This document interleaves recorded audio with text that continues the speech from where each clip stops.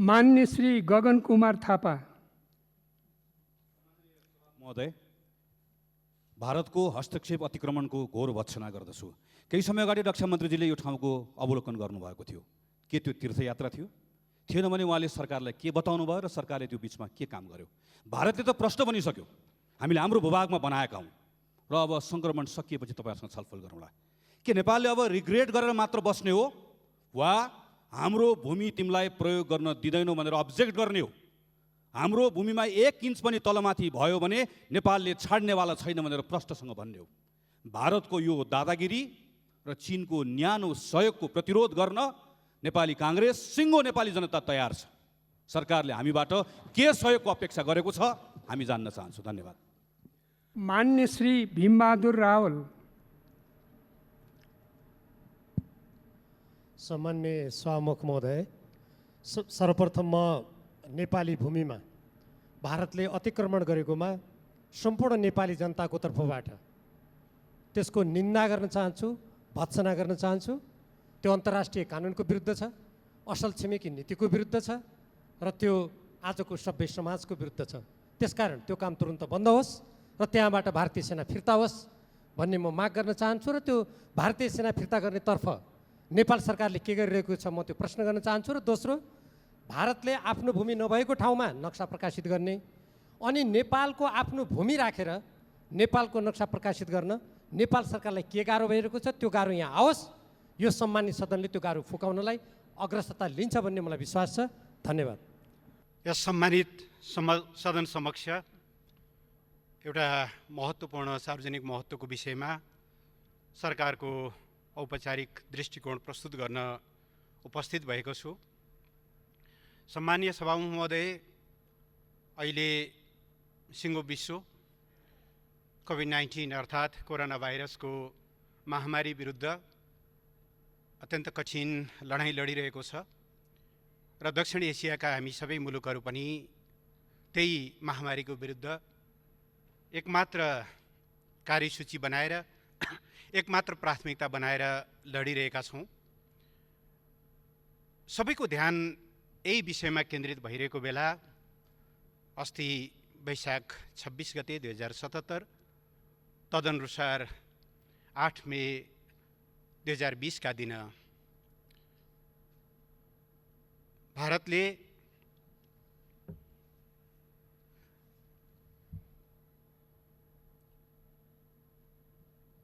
नेपालको भूमि समेत प्रयोग गर्दै धारचुलाबाट लिपुलेकसम्म जोड्ने नयाँ मार्ग उद्घाटन गरेको समाचार सार्वजनिक भइसकेपछि सबै देशभक्त नेपालीहरूमा एउटा गहिरो चिन्ता र व्यापक चासो प्रकट भएको छ। पृष्ठभूमिमा हेर्दा यो बाटो सम्बन्धी निर्णय भारत सरकारले सन् 2005 मा गरेको र 2008 देखि औपचारिक रूपमा निर्माण कार्य सुरु गरेको देखिन्छ र 2014 देखि यसले नयाँ गति लिएको, तीव्रता लिएको समेत घटनाक्रमहरूले प्रष्ट पारेका छन्। यस सन्दर्भमा एउटा महत्त्वपूर्ण विषय म सम्मानीय सभामुख महोदय मार्फत सदन समक्ष राख्न चाहन्छु। नेपालमा 25 अप्रिल 2015 का दिन विनाशकारी भूकम्प गयो र त्यो भूकम्पको क्षतिको विरुद्ध राहत र उद्धारमा नेपाल जुटिरहेको बेला भूकम्पको करिब 20 दिनपछि भनौँ 15 मई 2015 को दिन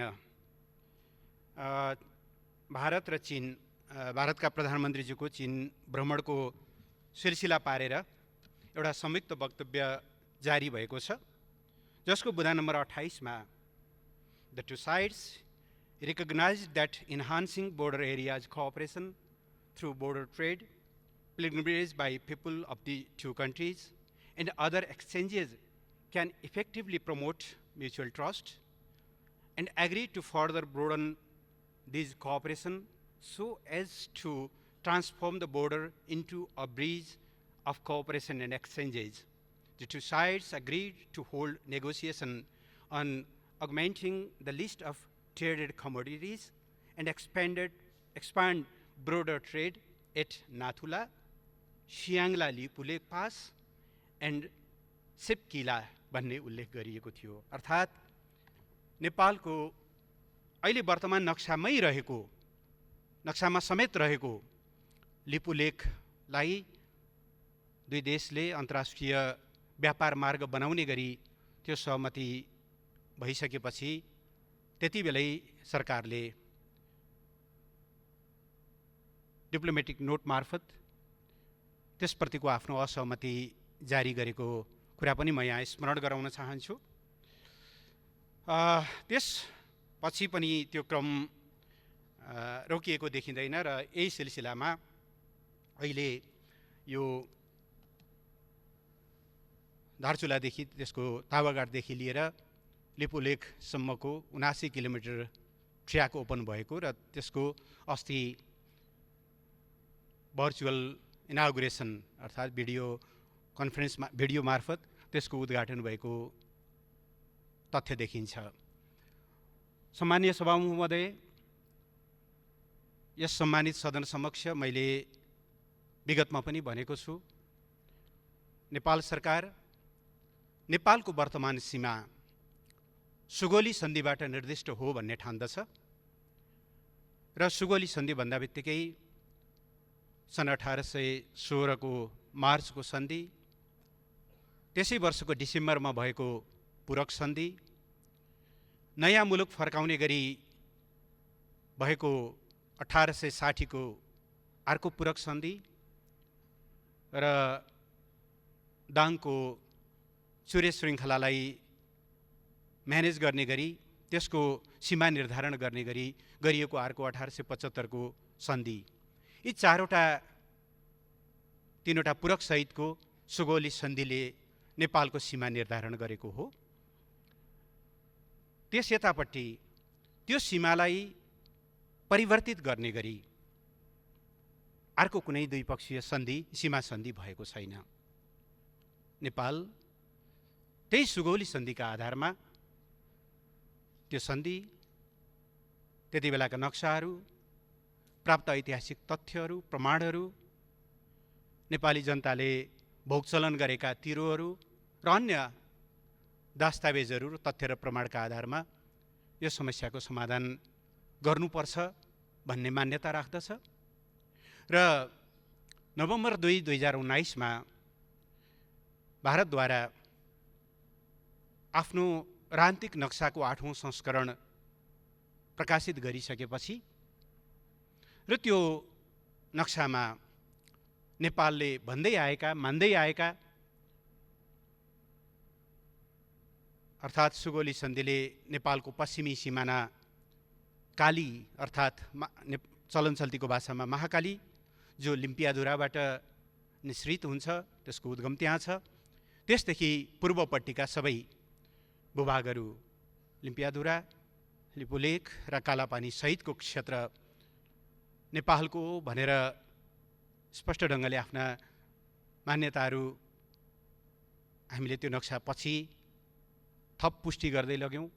हामीले डिप्लोमेटिक नोटहरू पठायौँ र यो समस्याको समाधान दुवै देशले मन्जुर गरेको 2014 मै मन्जुर भएको परराष्ट्र सचिव स्तरीय संयन्त्रबाट टुङ्ग्याइनुपर्छ भन्ने मान्यताका आधारमा हामीले त्यो समस्याको समाधानका लागि निरन्तर कूटनीतिक पहलहरू गरिरहेको बेहोरा म जानकारी गराउन चाहन्छु।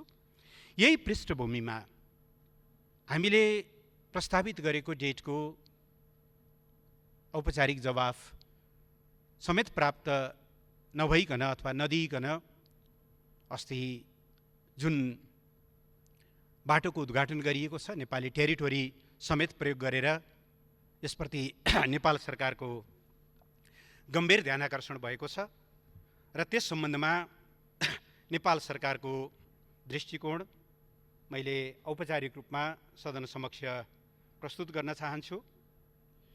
हामीले हिजो शनिबारको दिन नेपाल सरकारको आधिकारिक दृष्टिकोण देहाय बमोजिम प्रस्तुत गरेका छौँ। म त्यो वाचन गर्ने र यहाँ टेबल गर्ने अनुमति चाहन्छु।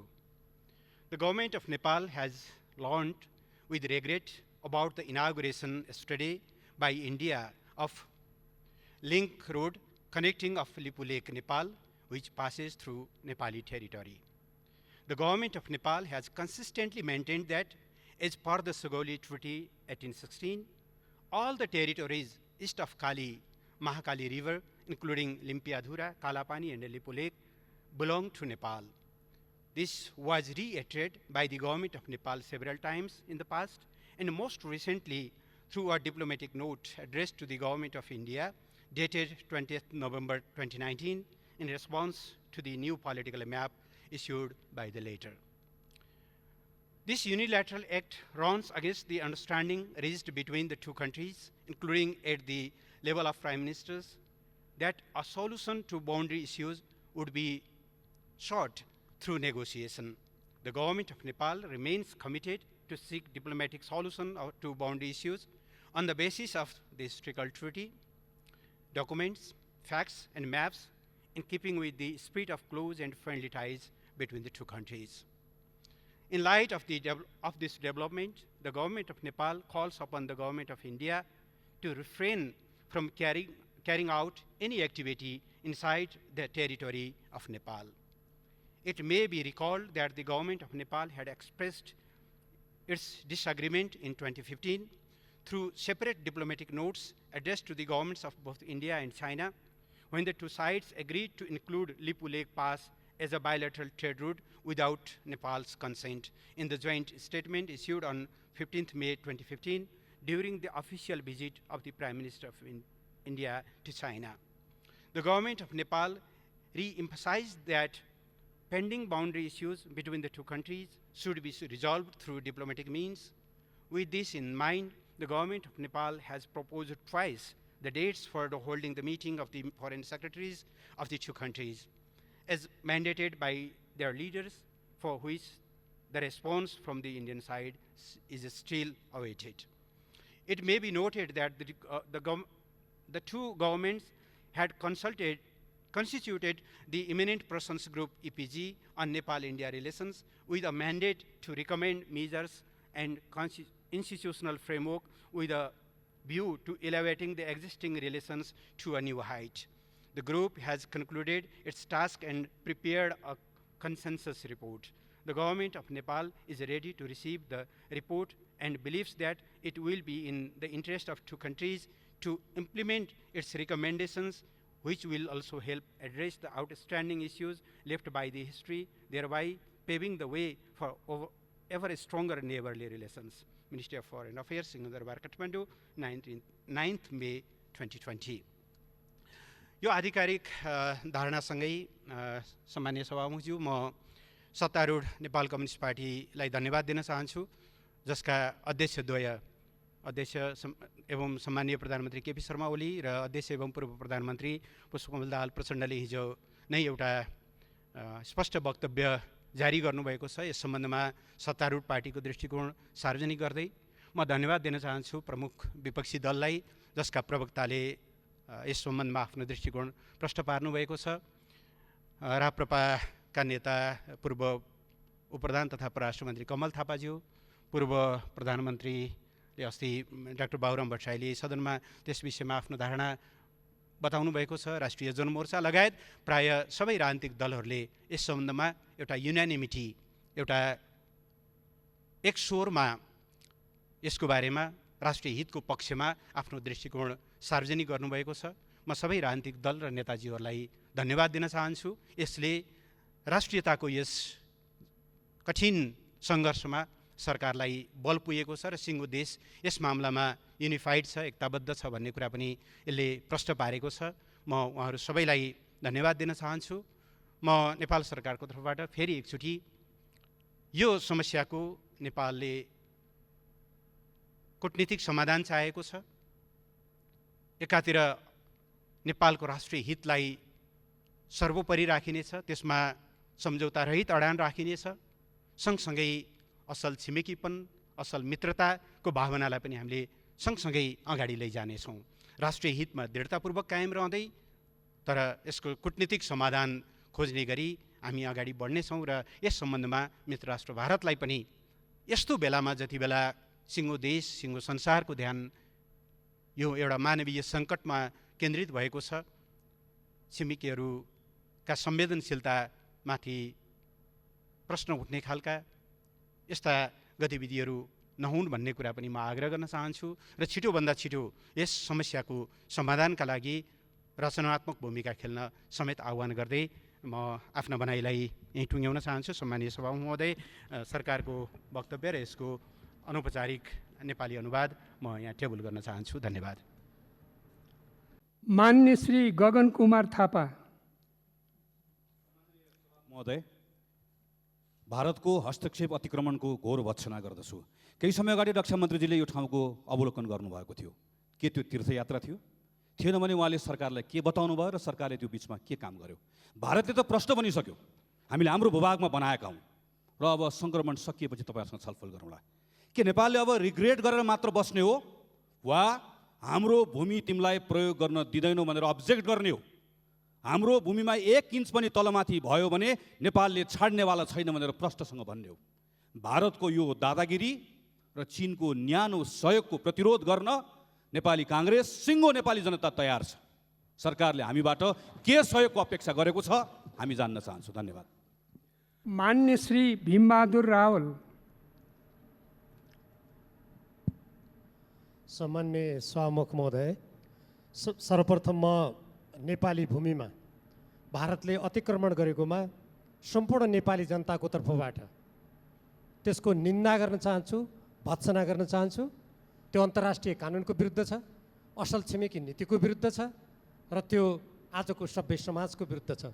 त्यसकारण त्यो काम तुरुन्त बन्द होस् र त्यहाँबाट भारतीय सेना फिर्ता होस् भन्ने म माग गर्न चाहन्छु र त्यो भारतीय सेना फिर्ता गर्नेतर्फ नेपाल सरकारले के गरिरहेको छ म त्यो प्रश्न गर्न चाहन्छु। र दोस्रो, भारतले आफ्नो भूमि नभएको ठाउँमा नक्सा प्रकाशित गर्ने अनि नेपालको आफ्नो भूमि राखेर नेपालको नक्सा प्रकाशित गर्न नेपाल सरकारलाई के गाह्रो भइरहेको छ त्यो गाह्रो यहाँ आओस्। यो सम्मानित सदनले त्यो गाह्रो फुकाउनलाई अग्रसरता लिन्छ भन्ने मलाई विश्वास छ। धन्यवाद। माननीय सभामुख महोदय, नेपाल सरकारले लिम्पियाधुरा लिपुलेक कालापानी क्षेत्रको सीमा विवाद बारे र सो क्षेत्रमा भारतीय पक्षले निर्माण गरिरहेका सडक लगायत पूर्वाधार निर्माण बारे लिएको अडान स्वागतयोग्य छ, जसको म प्रशंसा गर्न चाहन्छु। सुगौली सन्धिबाट कायम भएको भारत नेपाल सीमा महाकाली नदीको पूर्व नेपाल र पश्चिम भारतीय भूभाग रहेकोमा लिम्पियाधुराबाट निस्कने काली नदी पूर्वको लगभग 397 वर्ग किलोमिटर भूभाग विगत 60 वर्षभन्दा अगाडिदेखि भारतीय प्रशासनिक र राजनीतिक नियन्त्रणमा छ। हाल सो क्षेत्रमा भारतले विगत 10-15 वर्ष अगाडिदेखि सडक लगायतका पूर्वाधारका कामहरू गरिरहेको छ। नेपाल सरकारले सो भूभाग नेपालको भएको र सो भूभागमा एकपक्षीय रूपमा पूर्वाधार निर्माण नगर्न भारत सरकार समक्ष प्रष्ट धारणा राखेको छ, जुन स्वागतयोग्य कुरा छ। भारत सरकारले सीमा विवाद कोरोनाको समस्या समाधान भएपछि द्विपक्षीय। मान्य श्री दिलेन्द्र प्रसाद बडु।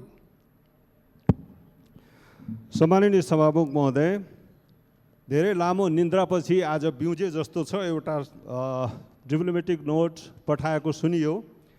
यो उद्घाटन आज उद्घाटन मात्रै भएको हो, कहिलेदेखि बन्न सुरु भयो यो सूचना यो सरकारसित थियो कि थिएन?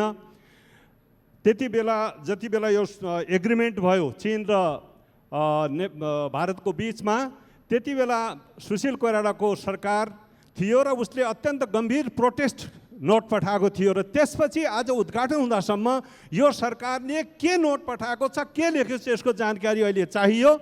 यो सरकारको बाटो बन्दै थियो भन्ने कुरा जानकारी यदि छैन भने यसको सूचना माध्यम समाप्त भएका हुन् कि यससित कुनै सूचनाको समाज छ कि छैन? मैले यस बारेमा यही सदनमा हाम्रोपट्टिको बाटो नबन्ने तर उतातिर युद्धस्तरमा बाटो बनिरहेको र 6 महिनापछि कालापानी र लिफुले पुग्दैछ भन्ने कुरा बोल्दा पनि ध्यान आकर्षण नहुने मैले मिडियामा पनि बोलेको छु र सरकार के गरेर सुतिरहेको थियो। त्यस कारणले सरकारले यसबारेमा जानकारी गराउनु पर्दछ। मान्य श्री महन्त ठाकुर,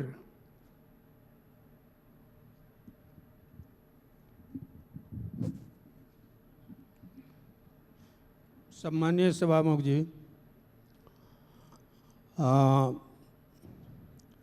यो प्रश्न पटक पटक लिपियाधुरा, लिपु लेक, काला पानीको सम्बन्धमा पटक पटक आवाज उठिरहेको छ, जुलुसहरू प्रदर्शनहरू भइरहेको छ, त्यो सबैलाई जानकारी। तर यो समस्याको समाधानतर्फ के स्टेप उठायो त्यो अहिले जुन हामीले सुन्यौँ कि नोटहरू, डिप्लोमेटिक नोटहरू पठाइएको छ कुराहरू, तर समाधान भएन। सर्वप्रथम यी जग्गाहरूमा हाम्रो कहीँ उपस्थिति छ कि छैन? लिपियाधुराको क्षेत्रमा बस्तीहरू देखिन्छ। पहिले पनि संसदमा चाहिँ संसदीय सर्वदलीय उसमा यो आएको थियो यो प्रश्न, र त्यसबेला चाहिँ सरकारको एउटा अफिसर चाहिँ नक्साहरू लिएर ब्रिफ गर्न आएको थियो। त्यहाँ बस्ती देखिन्छ। म प्रश्न गर्दाखेरि, डिस्कसनमा छलफल हुँदाखेरि ती बस्तीहरूको सम्बन्ध भारत सरकारसँग छ। मान्य श्री सरिता गिरी,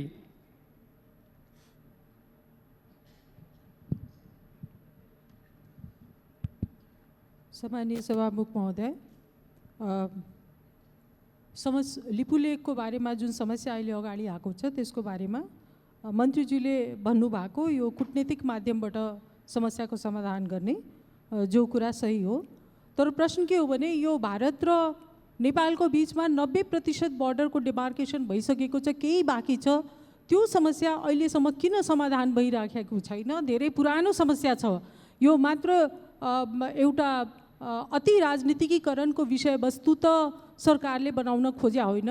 र दोस्रो प्रश्न, अब लिपुलेकको जुन विवाद छ त्यो के देखिन्छ भने यो त्रिपक्षीय समस्याको रूपमा अगाडि आएको छ, किनभने लिपुलेकलाई त्यसको बारेमा भारतलाई डिप्लोमेटिक नोट त पठाएको ठिक छ, तर चीनलाई पनि डिप्लोमेटिक नोट सरकारले पठाएको छ कि छैन?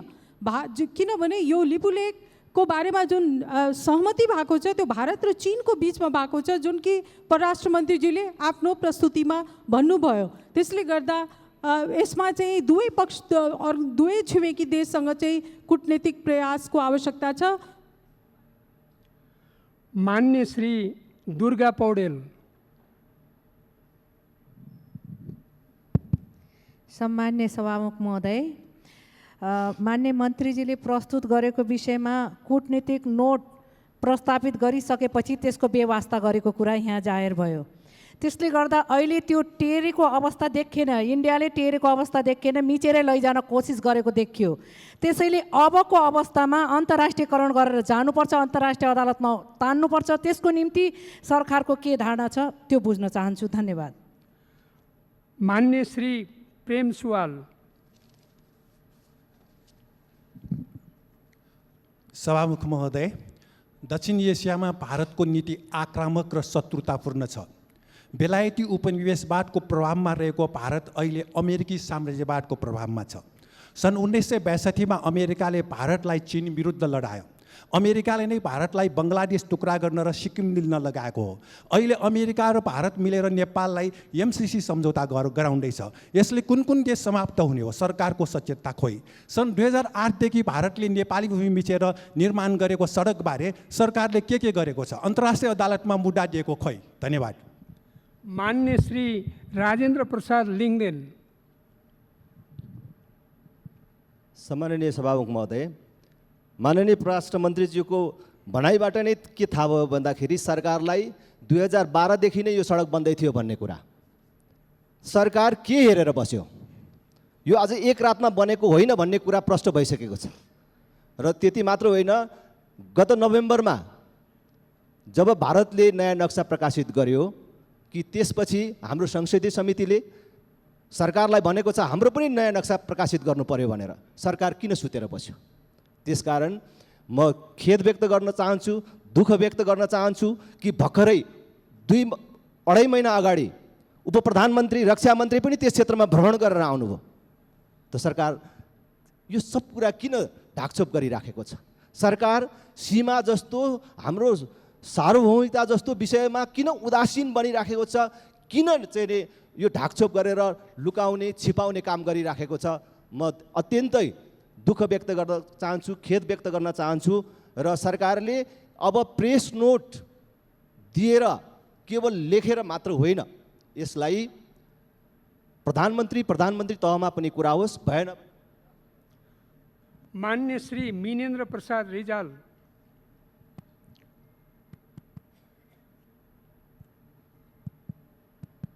सभामुख महोदय, परराष्ट्र मन्त्रीजीले 2015 सरकारले प्रोटेस्ट नोट पठायो भन्नुभयो। त्यतिखेर प्रधानमन्त्री को थियो उहाँलाई सम्झना भएन। अहिले पार्टीका अध्यक्ष 2 जनाको नाम भन्न उहाँलाई सहज भयो, किनभने लामो स्मृति उहाँहरूसँग छैन।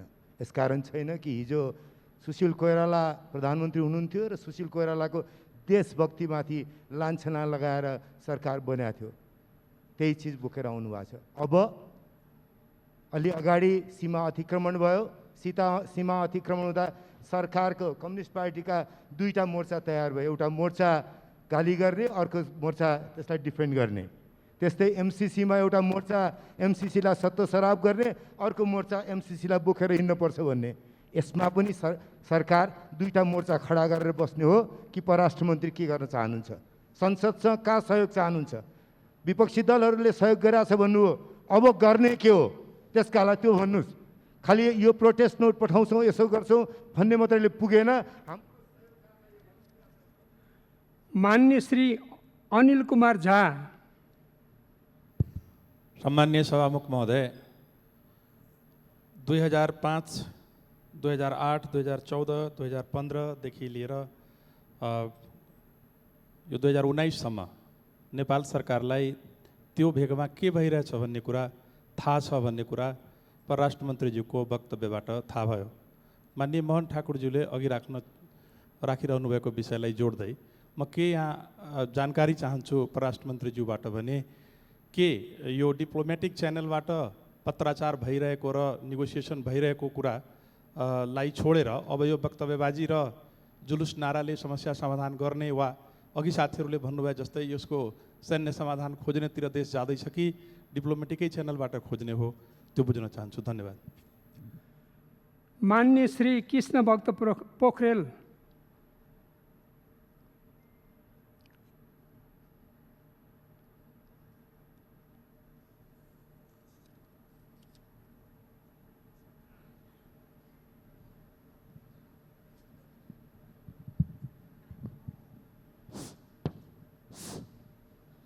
सम्मानीय सभामुखज्यू, भारतले हालसालै नेपाली भूभाग प्रयोग गरी मानसरोवरसम्म जाने बाटो एकलौटी रूपमा निर्माण गरेको भन्ने सम्बन्धमा नेपाल सरकारले हालसम्म गरेका कामहरूको जानकारी माननीय मन्त्रीज्यूले संसदमा दिनुभएकोमा म धन्यवाद टक्राउन चाहन्छु। सन् 1816 को सुगौली सन्धिले काली नदीको पूर्वतर्फको भाग नेपालको हो भन्ने कुरामा कुनै विवाद देखिँदैन। हाम्रो अखण्ड सार्वभौम भूमि लिपुलेखबाट भारतले एकलौटी रूपमा बाटो बनाउने हाम्रो सार्वभौमिकतामाथिको आक्रमण हो। तसर्थ द्विपक्षीय बहुपक्षीय वार्ता संवादका माध्यमबाट समस्याको समाधान गर्न प्रयास युद्ध स्तरमा सरकारले गरोस् र यदि समाधान हुन सकेन भने संयुक्त राष्ट्रसङ्घ र अन्तर्राष्ट्रिय अदालतसम्म पनि यो विषयलाई पुर्याउने दिशातर्फ सरकारले प्रयत्न गरोस्। धन्यवाद। मान्य श्री पुष्पा भूषाल गौतम। सम्मानीय सभामुख महोदय, सभामुख मार्फत माननीय परराष्ट्र मन्त्रीज्यूलाई प्रश्न। सुगौली सन्धि हाम्रो सबभन्दा बलियो प्रमाण हो। 1816 भएको सुगौली सन्धिको बुदा नम्बर 5 मा लिम्पियाधुरा कालापानी लिपुलेक नेपालको भनेर प्रष्ट लेखिएको छ। तर नेपाल सरकारको मन्त्रीमण्डलको भूमि सुधार मन्त्रीज्यूले लिम्पियाधुरा नेपालको नक्सामा छैन भनेर उहाँले गैर जिम्मेवार अभिव्यक्ति दिनुभएको छ। एउटा मन्त्रीको यो गैर जिम्मेवार अभिव्यक्तिको जिम्मा अब मन्त्रीमण्डलको अध्यक्ष, नेपाल सरकार र माननीय परराष्ट्र मन्त्रीले लिने कि नलिने? धन्यवाद। मान्य श्री जनार्दन शर्मा। सभामुख महोदय, भारतले नेपाली भूमिमा गरेको हस्तक्षेपको घोर भर्त्सना गर्दछु र नेपाल सरकारले डिप्लोमेटिक नोट जारी गरेको कुरा सुनियो र यो विगत लामो समयदेखि यो चल्दै आएको रहेको समस्यालाई समाधान गर्न डिप्लोमेटिक नोट मात्रै काफी छ कि समग्र उपायहरू लिएर अगाडि बढ्नुपर्छ? म सरकारलाई अनुरोध गर्न चाहन्छु सबै उपायहरू अगाडि बढाएर र सबै प्रमाणका आधारमा अगाडि बढ्नुपर्छ। चीन र भारतको सम्झौता मे 15, 2015 भएको सम्झौताको बारेमा भएको सम्झौताले डिप्लोमेटिक नोटपछि के भएको छ त्यो पनि जानकारी गराउन म अनुरोध गर्छु। चीनलाई पनि यस खालको त्रिदेशीय एउटा चीनसँग पनि यो खालको त्यो सहमतिका विरुद्ध आपत्ति जनाउनुपर्छ भन्ने मेरो भनाइ छ। धन्यवाद। मान्य श्री सुरेन्द्र प्रसाद पाण्डे।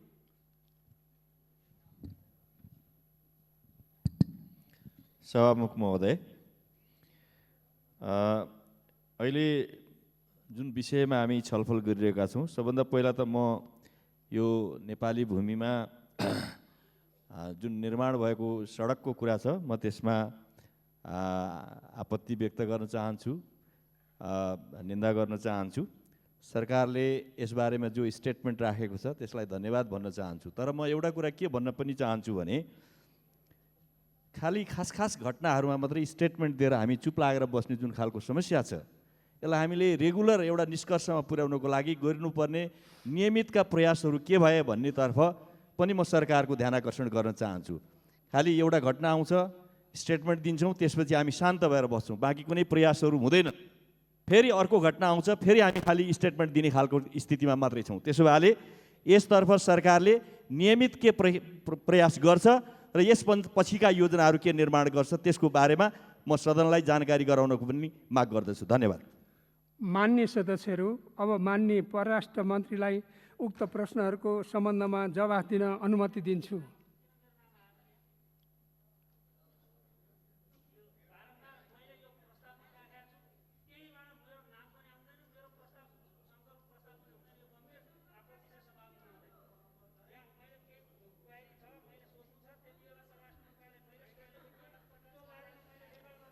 मान्य सदस्यहरू, तपाईँहरूको रेकर्ड भयो। यो दलीय आधारमा मुख्य सचेतक, प्रमुख सचेतकसित सल्लाह गरेर गरिएको कुरा हो, यो विषय परिस्थितिलाई ख्याल गरेर। धन्यवाद।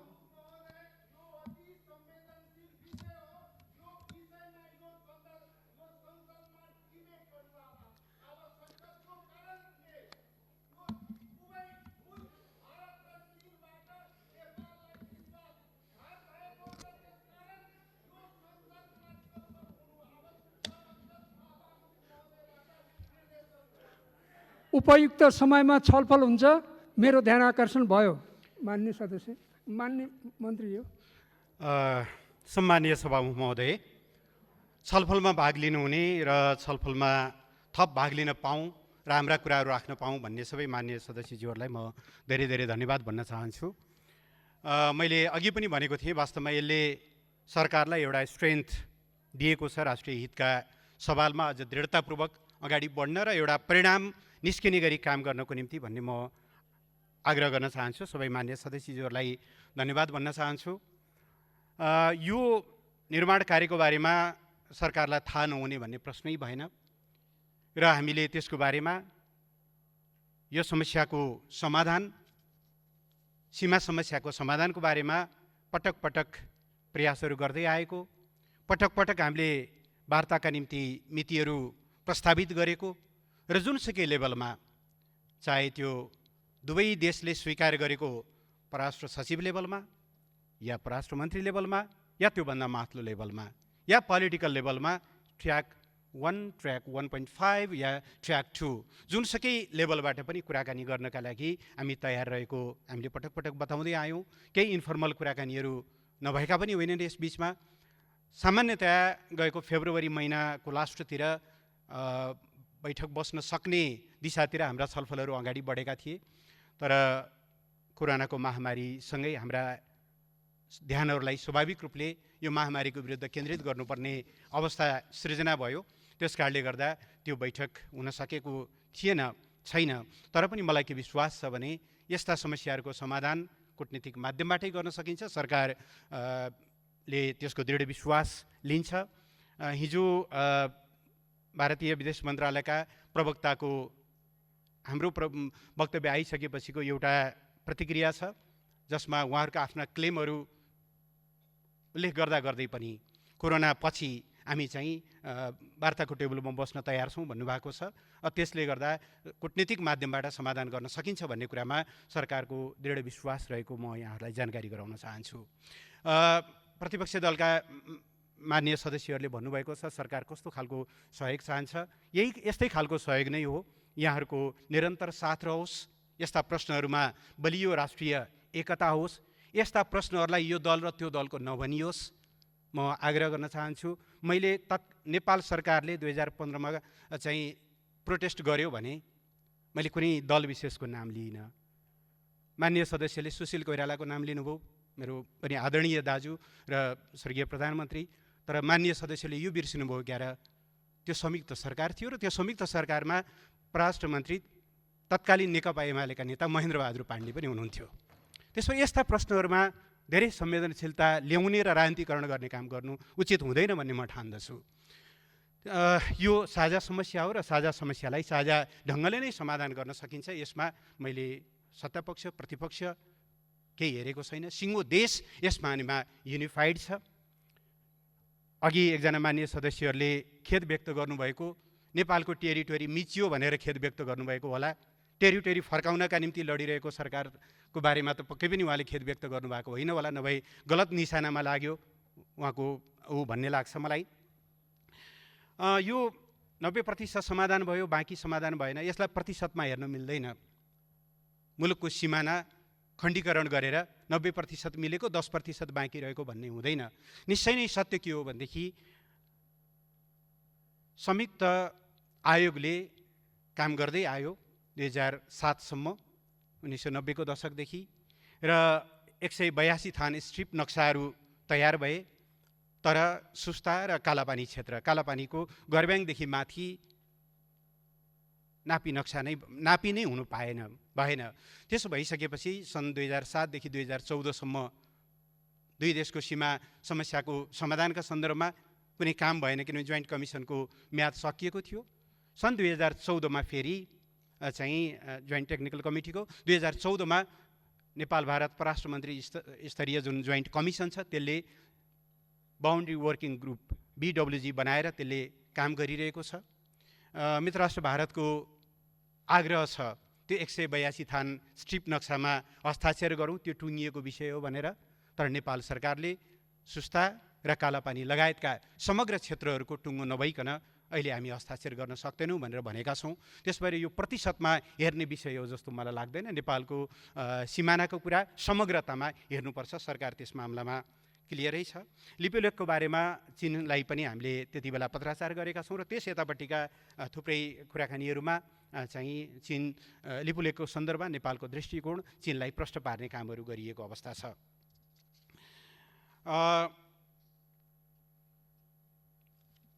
यसबाहेक यसमा उदासीन हुनुपर्ने, ढाकछोप हुनुपर्ने कुनै प्रश्न नै भएन। सेना फिर्ताको सन्दर्भमा सम्माननीय प्रधानमन्त्रीले औपचारिक रूपमा आह्वान गर्नुभएको छ। कालापानीमा रहेको नेपाली भूभागमा रहेको भारतीय सेनालाई चाहिँ फिर्ता गर्नको निम्ति उहाँले औपचारिक रूपमा सार्वजनिक रूपमै पनि आह्वान गर्नुभएको छ। नक्साको बारेमा विभिन्न समितिहरूले र यही सम्मानित सदनमा पनि प्रश्नहरू उठेको छ र सरकारलाई निर्देशन प्राप्त भएको छ। सरकारले त्यो निर्देशन अनुसार काम गर्नेछ। नक्सा सार्वजनिक गर्नु अगाडि त्यसको समग्र प्राविधिक पक्षहरू 1 इन्च पनि बढी हुन 1 इन्च पनि तल हुन नहुने सबै कुराहरूलाई पर्याप्त तयारी गरेर र सम्पूर्ण कुरालाई चाहिँ चेक जाँच गरेर सार्वजनिक गर्नुपर्ने भएको हुनाले केही समय लागेको हो। सम्मानित सदनको र संसदका विभिन्न समितिहरूले दिएको निर्देशन अनुसार नै सरकारले नक्सा सार्वजनिक गर्ने कुरामा कुनै समस्या रहने कुरा भएन। यस सम्बन्धमा एउटा नेपालको नक्साको बारेमा एकजना मन्त्रीज्यूको अभिव्यक्तिलाई लिएर कमेन्ट गरिएको छ। म सम्मानीय सभामुख महोदय, म जानकारी गराउन चाहन्छु। अहिले नेपालले प्रचलनमा ल्याएको 2032 सालदेखि प्रचलनमा रहेको राजनीतिक नक्सामा चाहिँ लिपुलेख र कालापानी भूभाग समेटिएको छ। त्योभन्दा पश्चिमको भूभाग समेटिएको स्थिति छैन। त्यो वर्तमान सरकारले गरेको होइन। यो कुरा एका राख्न अथवा यस सम्बन्धी जानकारी लिनलाई पनि म आग्रह गर्न चाहन्छु। र धेरै मान्यज्यूहरूले एउटा समग्र खालि एउटा औपचारिक पत्राचार अथवा वक्तव्य या डिप्लोमेटिक नोटहरू पठाउने मात्रै नभएर समग्र संयन्त्रहरू परिचालित गरियोस्, सबै खालका उपायहरू अवलम्बन गरियोस् भन्ने जुन आग्रह गर्नुभएको छ, त्यसलाई सरकारले एउटा महत्त्वपूर्ण मार्गदर्शनको रूपमा लिएको छ। यहाँहरूको यो सुझावलाई ध्यानमा राखेर हामी सबै खालका कूटनीतिक प्रयासहरूलाई प्रभावकारी ढङ्गले अगाडि बढाउने र नेपाली जनताको भावना अनुसार नेपालको सार्वभौम सत्ता, राष्ट्रियता, राष्ट्रिय भौगोलिक अखण्डता, स्वाभिमान र राष्ट्रिय हितको रक्षाका निम्ति दृढतापूर्वक अघि बढ्ने विश्वास म सम्मानित सदनमा प्रस्तुत गर्न चाहन्छु सम्मानित सभामुख महोदय मार्फत। र यति भनेर आफ्नो भनाइहरू टुङ्ग्याउँछु। धन्यवाद।